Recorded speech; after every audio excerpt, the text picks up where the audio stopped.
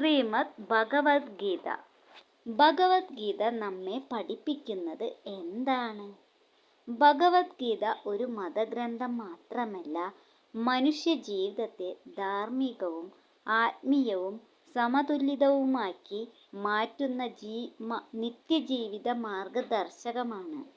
കുരുക്ഷേത്ര യുദ്ധഭൂമിയിൽ അർജുനന് ശ്രീകൃഷ്ണൻ നൽകിയ 700 ശ്ലോകങ്ങളടങ്ങിയ ഈ ദിവ്യോപദേശം മനുഷ്യജീവിതത്തിൻ്റെ എല്ലാ മേഖലകൾക്കും പ്രസക്തമാണ്. ഭഗവത്ഗീതയുടെ പ്രധാന സന്ദേശങ്ങൾ: ധർമ്മം പാലിക്കുക. ഓരോ മനുഷ്യനും തൻ്റെ കടമ ആത്മാർത്ഥതയോടെയും സത്യനിഷ്ഠയോടെയും നിർവഹിക്കണം. നിഷ്കാമകർമ്മം. ഫലത്തെക്കുറിച്ച് ആശങ്കപ്പെടാതെ കർത്തവ്യം ചെയ്യുക. കർമ്മണ്യേവാധികാരസ്തേ മാ ഫലേഷു കഡാചന. ആത്മാവ് നിത്യമാണ്, ശരീരം നശ്വരമാണ്. ആത്മാവ് ജനിക്കുകയോ മരിക്കുകയോ ചെയ്യുന്നില്ല. മനസ്സിനെയും ഇന്ദ്രിയങ്ങളെയും നിയന്ത്രിക്കുക. മനസ്സിനെ നിയന്ത്രിക്കുന്നവനാണ് യഥാർത്ഥ വിജയി. സമത്വബുദ്ധി.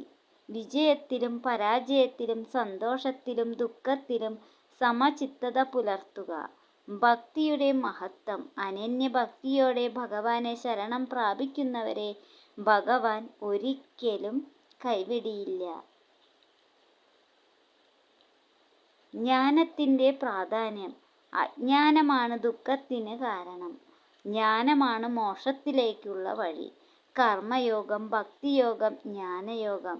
ഈ 3 മാർഗങ്ങളിലൂടെയും പരമാത്മാവിനെ പ്രാപിക്കാമെന്ന് ഗീത പഠിപ്പിക്കുന്നു. കാമം, ക്രോധം, ലോഭം എന്നിവയെ ജയിക്കുക.